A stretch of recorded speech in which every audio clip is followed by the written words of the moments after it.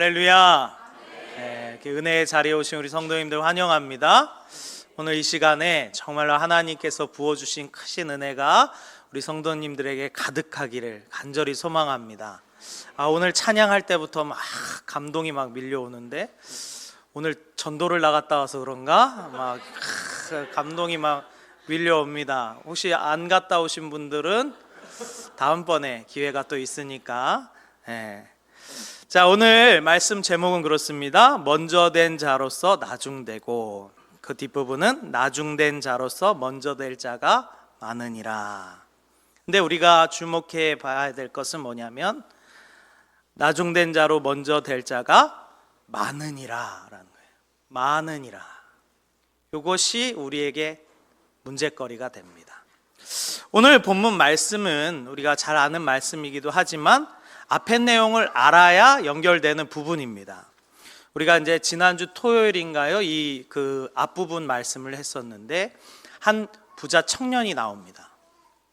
그래서 마태복음에는 청년이라고 돼 있고, 누가복음에는 관리, 그리고 큰 부자다 이렇게 표현되어 있는데, 오늘 여기 마가복음에서는 그냥 한 사람이라고 나와요.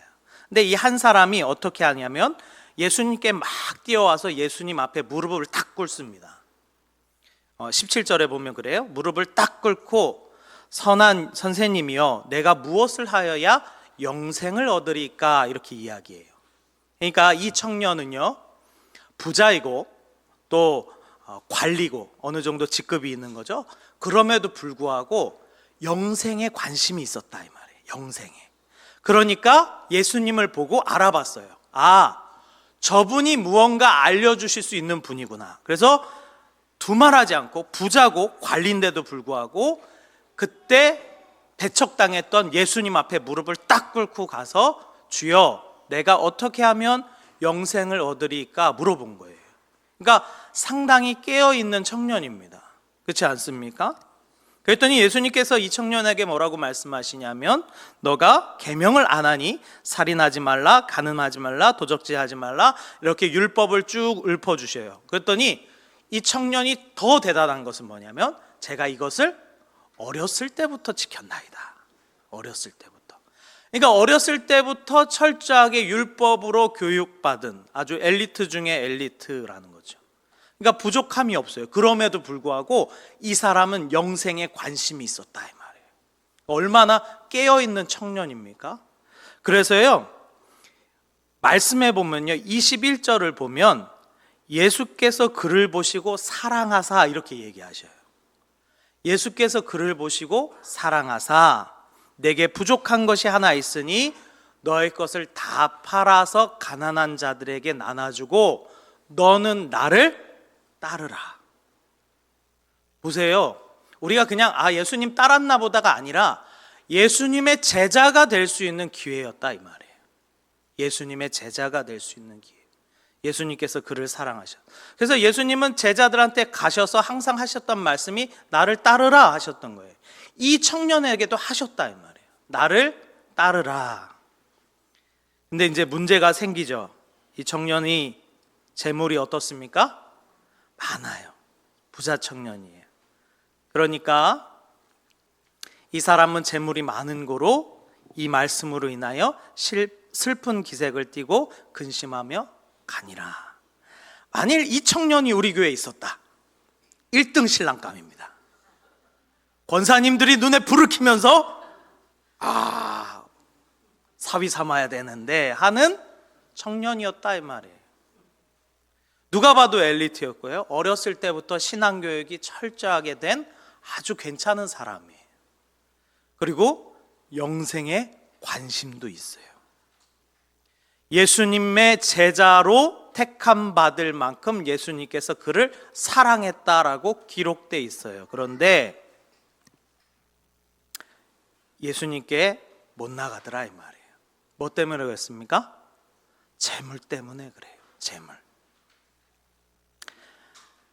어느 정도 예수님도 알아보고 영생에 깊은 관심도 있고 예수님 앞에 무릎 꿇어서 그분이 누구인지도 어느 정도 아는 이 청년인데, 재물 때문에 예수님을 못 쫓아갑니다. 그 말인즉 재물을 이길 힘이 없더라 이 말이에요. 재물을 이길 힘이 없더라. 아마 그런 얘기 많이 들어보셨을 거예요. 로또에 당첨됐다가 망한 사람들 이야기 들어보셨습니까? 오히려 로또에 당첨됐는데 그 돈을 흥청망청 하다가 결국은 파산한 사람들이 심심치 않게 나옵니다. 왜 그럽니까? 그 재물을 관리할 능력이 없는 거예요. 재물을 감당을 못하는 거예요. 근데 이 청년도요, 재물을 이길 힘이 없어요. 예수님과 재물을 비교해 봤을 때 예수님을 따를 힘이 그에게는 없었다 이 말이에요. 재물뿐만 아닙니다. 우리가 누리고 우리가 가지고 있는 모든 것들이 내가 다스릴 능력이 안 되면 그거는 우상이 됩니다. 내가 그것을 다스리지 못하면 예수님께 나아가는데 방해가 되고 걸림돌이 된다 이 말이에요. 이 청년에게는 돈이 그랬습니다.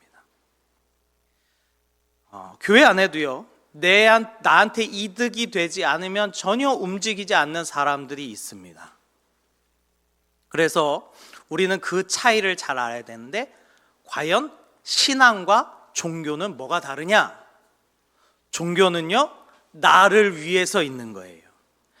하나님께서 우상을 만드는 우상에 대하여 말씀하시기를 뭐라고 말씀하시냐면, 너는 너를 위하여 우상을 만들지 말라 이렇게 말씀하시거든요. 그 우상이 신이라서 내가 섬기는 것 같지만 더 본질적으로 들어가면 사실은 나를 위해서 만드는 거예요. 근데 신앙은 무엇입니까? 철저하게 나를 위한 것이 아니에요.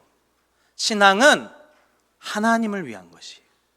예수 그리스도를 위한 것이에요. 우리가 신앙인지 종교인지 잘 구분할 줄 알아야 된다는 거예요. 그래서요, 그냥 종교심으로 살아가는 사람들은요, 이길 힘이 없습니다. 어떤 사람은 육신을 이길 힘이 없어요. 힘들면 교회 일이고 뭐고 사람이고 뭐고 신앙이고 뭐고 다 내팽개쳐 버리는 사람들 있어요. 어떤 사람은 물질을 이길 힘이 없습니다. 물질적으로 손해볼 것 같으면 안 해버립니다. 어떤 사람은 가족을 못 이겨요. 어떤 사람은 여러 가지 자신들이 있어야 되는 그 위치를 내려놓는 것을 힘들어합니다. 이 청년은 결국 돈을 이길 힘이 없었던 거예요. 그래서 그 돈 앞에 굴복하고 예수님께로 나아가지 못합니다. 그래서 성경에는요, 이 청년의 이름이 없어요.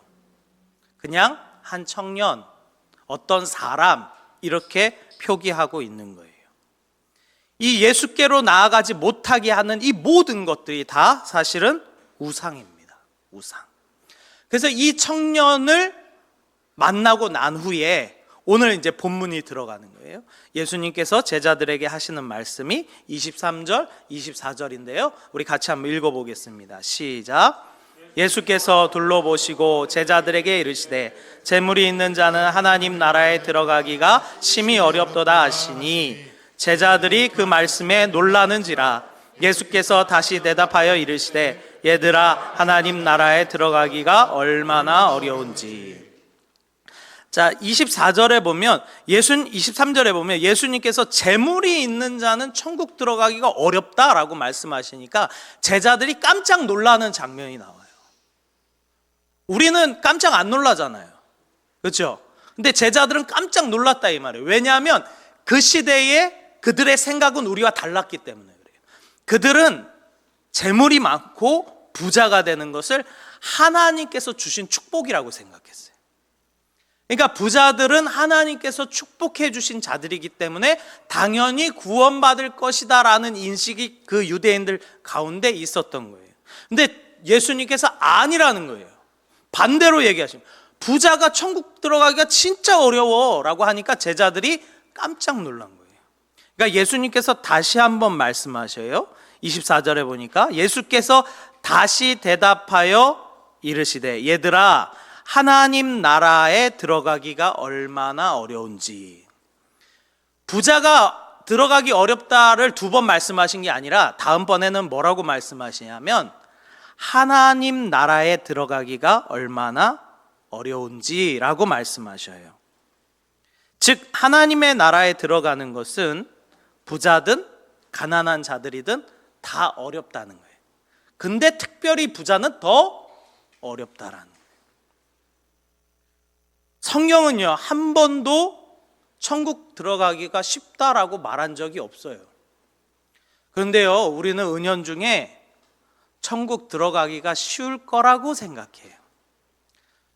여기 우리 성도님들 다 천국 갈 거라고 생각하시죠? 가보셔야 합니다. 가보셔야 알아요. 물론 믿음이 있는 건 좋은 일입니다. 그런데 성경은 한 번도 천국 가기가 쉽다라고 말한 적이 없어요. 즉 구원받기가 어렵다 이 말이에요. 어렵다 이 말이에요.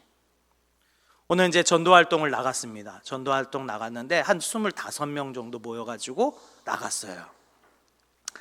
그 안에 포함되시길 바랍니다. 네. 25명 정도가 나갔는데 전도 용품이 이제 휴지랑 그다음에 이제 장바구니였어요. 아마 전도지만 있었으면은 못했을 수도 있어요, 전도를. 근데 우리에게는 강력한 무기인 휴지와 장바구니가 있기 때문에 그것을 들고 당당하게 나갔습니다. 전하는데 예수 믿으세요 했는데 안 받아요. 어떤 사람은 받습니다. 왜 받냐면 휴지 때문에 받은 거예요. 어떤 사람 받아요? 장바구니 때문에 받은 거예요. 제가 봤을 때 받은 사람들 중에 예수 때문에 받은 사람은 한 명도 없을 겁니다. 언제부턴가 예수의 이름이 아주 값어치가 없어졌어요. 값싼 복음이 되었다라는 거예요. 값싼 복음이 되었어요.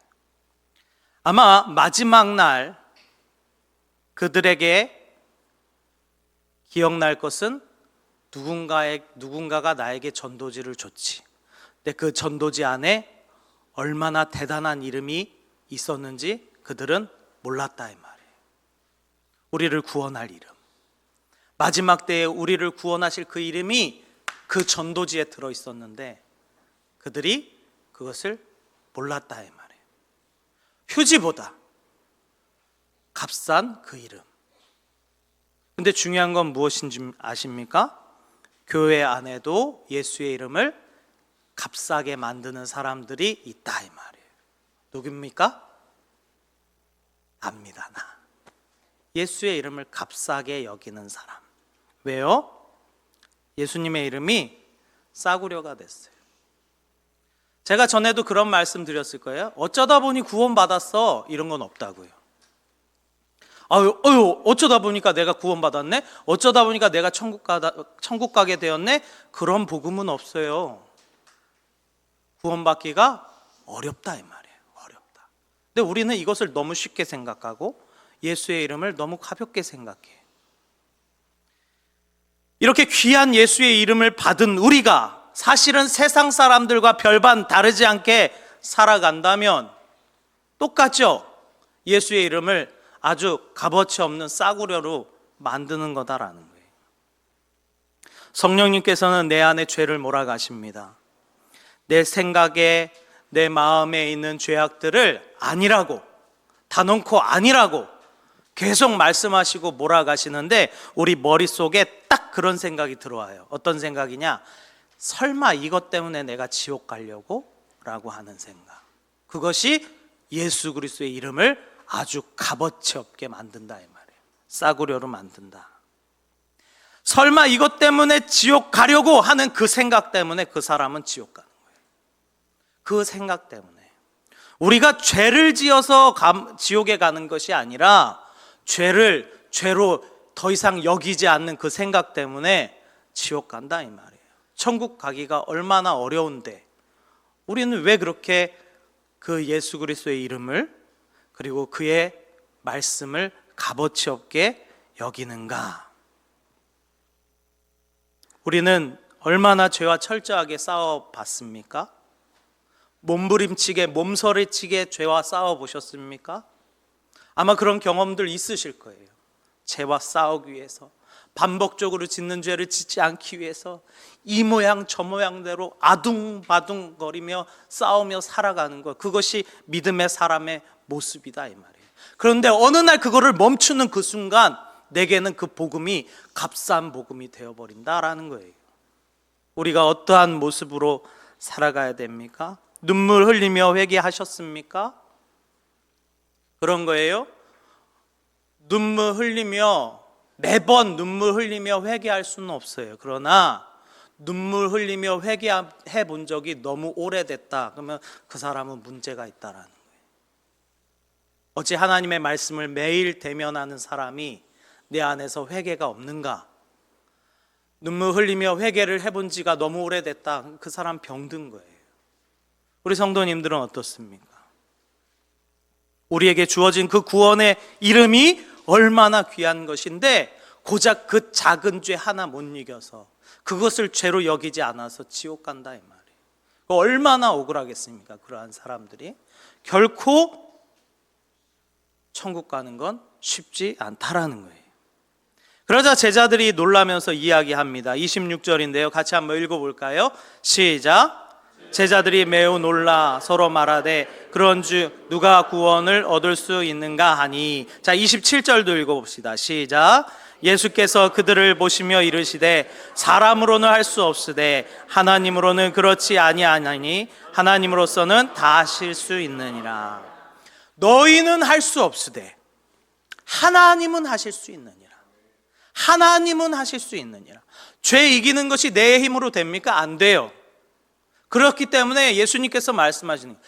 너희는 안 될진데, 너희가 부자든 가난한 자든 천국 가는 게 다 어렵고 안 될진데 하나님께서는 하실 수 있다라는 거예요. 구원하실 수 있는 능력, 내가 심지어 예수를 믿게 된 것도, 내가 이 교회에 나오게 된 것도 하나님의 능력인 줄 믿습니다. 나로부터 나온 것이 하나도 없다 이 말이에요. 그러면 중요한 건 뭐냐면 내가 오늘 이 시간 말씀을 들으며 이 자리에 있는 것은 누구의 은혜입니까?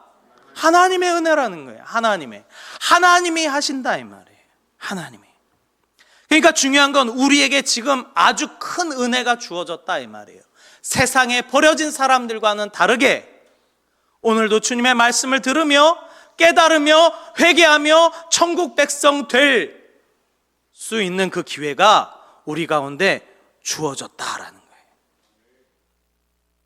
오늘 이 자리에 오신 것도 내 마음으로 온 것 같지만 사실은 그 마음이 누구로부터 옵니까? 하나님으로부터. 성령 하나님께서 우리를 인도하신다 이 말이에요. 우리는 잘 모르는 것 같아요. 하나님께서 우리에게 손을 딱 떼는 순간 사단 마귀는 우리를 집어삼킬 듯 물어뜯습니다. 우리가 욥의 모습을 보면 잘 알지 않습니까? 물론 욥은 하나님께서 믿기에, 철석같이 믿기에 시험해봐라 라고 그 손을 떼셨어요. 그러니까 그 집안이 통질박살납니다. 자식들이 싹 다 죽어버립니다. 욥이 온몸에 욕창이 걸려서 기왓장으로 피를 질질 흘리며 박박 긁습니다. 왜 그렇습니까? 하나님께서 손을 놓으셨기 때문에 그래요. 오늘 이 자리에 우리 성도님들이 오신 것이 하나님의 은혜입니까? 하나님의 은혜인 줄 믿습니다. 하나님의 은혜예요. 하나님께서 우리로 이곳으로 인도하지 아니하시면 결코 주님 앞에 나갈 수 없다라는 거예요. 그러기에 내게 예수를 믿을 기회가 주어졌거든, 주님의 말씀이 내 귀에 들려지거든, 하나님의 뜻이 무엇인지 깨달아지거든, 우리는 더 이상 그것을 값싼 복음으로 만들어서는 안 된다 이 말이에요. 할렐루야. 더 이상 값싼 복음으로 만들어서는 안 된다 이 말이에요. 오늘 28절에 보니까 베드로가 이 일에 대하여 당당하게 이야기합니다. 우리 28절 읽어볼까요? 있습니다. 시작. 베드로가 여짜오되 이르되 보소서 우리가 모든 것을 버리고 주를 따랐나이다. 아까 그 부자 청년은 가진 것이 많았기에 주님을 못 따랐어요. 근데 베드로가 예수님 앞에 말하는 거예요. 주여, 나는 주님을 위해서 다 버렸습니다. 다 버렸습니다. 근데 웃긴 것은 뭔지 아세요? 요 장수 딱 넘어가면요, 예수님 제자 2명이 그래요. 예수님, 나를 예수님 우편에 예수님 좌편에 앉혀주세요. 베드로라고 달랐을까요? 아니에요. 베드로 인정받고 싶은 거예요. 저 부자 청년은 못했는데 주여 나는 했습니다. 나는. 이 인정받고자 하는 이 욕구도 우상인 거 아십니까? 이것이 커지면 교회 안에 문제가 생깁니다. 이 인정받기를 원하는 이것도 예수님을 따르지 못하게 하는 하나의 큰 우상이 됩니다. 우리가 교회에 헌신봉사하며 교회를 섬기며 많은 사람들을 섬기는 이유가 무엇입니까? 먼저는 주께로 받은 은혜가 내가 너무 커서 내가 그 사랑을 교회의 성도들에게 헌신하는 거예요. 그게 바른 신앙의 모습이에요. 근데 인정받기를 원하는 그러한 사람들은 교회에서 인정을 받지 못하는 순간 교회를 떠납니다. 이 교회 말고 내가 없어? 주님, 내가 주님을 위해 이만큼 했는데요. 이것이 인정받고자 하는 사람의 욕구예요. 그 사람에게는 큰 시험이 오거든 예수님을 떠나게 된다라는 거예요. 그래서 예수님께서 이런 말씀을 하셔요. 29절에 보니까 예수께서 이르시되 내가 진실로 너희에게 이르노니 나와 복음을 위하여 집이나 형제나 자매나 어머니나 아버지나 자식이나 전토를 벌인 자는 현세에 있어 집과 형제와 자매와 어머니와 자식과 전토를 100배나 받되 박해를 겸하여 받고 내세의 영생을 받지 못할 자가 없느니라. 이 말인즉 너가 나를 위해서 살면 내가 다 갚아준다는 거예요. 내가 더 이자 쳐서 갚아준다는 거예요. 그런데 중요한 건 중간에 딱 이 말씀이 들어가 있어요. 박해를 겸하여 받는다, 이 말씀이 있어요. 박해를 겸하여 받는다. 오늘날 우리가 예수를 믿게 될 때 박해받을 일이 많지 않죠. 그렇지 않습니까? 그런데 자세히 들여다보면 박해를 우리가 왜 안 받을까? 그것은 아무것도 안 하니까 박해를 안 받는 거예요. 아무것도 안 해서. 내가 예수를 믿기 위해서 박해받을 일들이 얼마나 많은데 내가 아무것도 안 하니까 편안한 거예요. 우리의 신앙생활이. 박해받을 일이 없다 이 말이에요. 다른 사람을 귀찮게 할 일도 없고 복음을 전할 일도 없고 새벽에 부석거리며 깨서 남편한테 새벽 예배 나가야 되기 때문에 남편한테 잔소리 들을 일도 없고 안 하면 되니까. 그래서 박해가 없는 거예요. 박해가. 왜 우리에게 박해가 없습니까? 오늘 이 31절이 아주 가장 큰 핵심인데요. 같이 한번 읽어볼까요? 같이 있습니다. 시작. 그러나 먼저 된 자로서 나중되고 나중된 자로서 먼저 될 자가 많으니라. 주님께서 마지막에 그러나 이렇게 딱 붙이셨어요.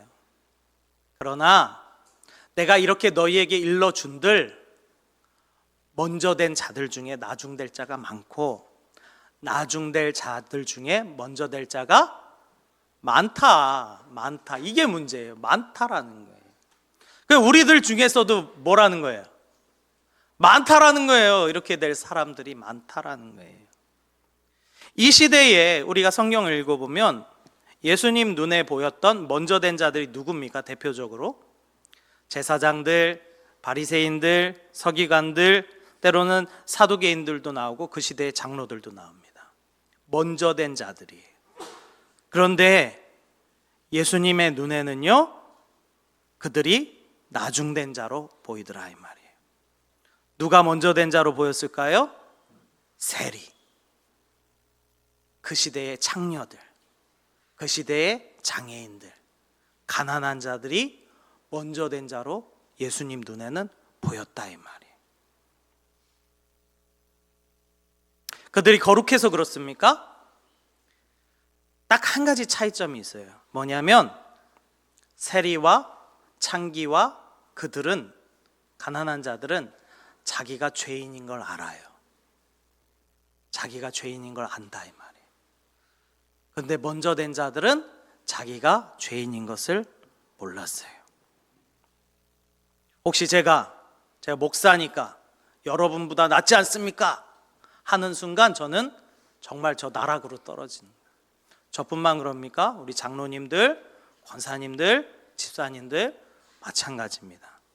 내가 저 저 사람보다는 낫지 하는 그 순간, 내가 그래도 저 사람보다는 낫지 않겠어 라고 하는 그 순간 우리는 나중된 자가 된다. 여기서 나중된 자는요, 나중에 천국 들어간다는 얘기가 아니에요. 그 사람은 제외된다라는 얘기예요. 제외된다라는. 혹시 교회 중에 뭐 이런 사람이 다 있어 라고 하는 사람이 있습니까? 그렇게 생각되는 분들이 있다면 다시 한번 생각해 보셔야 돼요. 그 사람들이 나보다 날 수도 있겠다, 주님 눈에. 제가 이제 마지막으로 한 가지 얘기를 할 건데요, 제가 이제 청년들을 맡아서 사역할 때 교회는 잘 나오는데 맨날 지각하는 친구가 있었어요. 예배를 항상 늦게 나와요. 그래가지고 언제나 한번 호되게 야단을 쳤어요. 그 예배 시간에 다 있는 데서. 그리고 나서 마음이 되게 불편했어요. 무거웠어요. 이제 그날 저녁에 이제 자기 전에 기도를 하는데 계속 생각이 나요. 근데 주님의 마음이 이렇게 들리는데 뭐라 그러냐면, 재혁아, 너가 걔보다 낫냐? 라고 물어보시는 거예요. 너가 걔보다 나아? 그러면서 하시는 말씀이, 만일 내가 너에게 준 은혜를 걔한테 줬으면 걔는 너보다 더 잘했을 거야 라고 하시더라고요. 우리가 누군가를 비난할 수 있습니까? 비판할 수 있습니까? 그 예수 그리스도의 복음을 싸구려로 만든 사람은 누굽니까? 나더라 이 말이야. 내가 저 사람보다 낫지. 우리 가운데 교만이 가득 차고 우리 가운데 우상이 가득 찼는데 겉에만 괜찮은 척 하는 거예요. 회칠한 무덤이 되는 거예요. 이 시대의 제사장들, 바리새인들이 오늘 우리가 되는 거예요. 먼저 된 자. 우리 성도님들은 어떤 자입니까? 먼저 된 자입니까? 그 먼저 된 것을 지키는 자입니까? 아니면 나중된 자입니까? 오늘도 먼저 될 기회를 주셨는데 놓치지 않는 우리 성도님들 되시기를 주님의 이름으로 축원합니다. 우리가 이 마음을 가지고 간절히 주님 앞에 나아간다면 정말로 끝까지 먼저 된 자를 지켜서 하나님 앞에 설 수 있는 믿음의 자녀로 서게 될 줄 믿습니다. 아멘.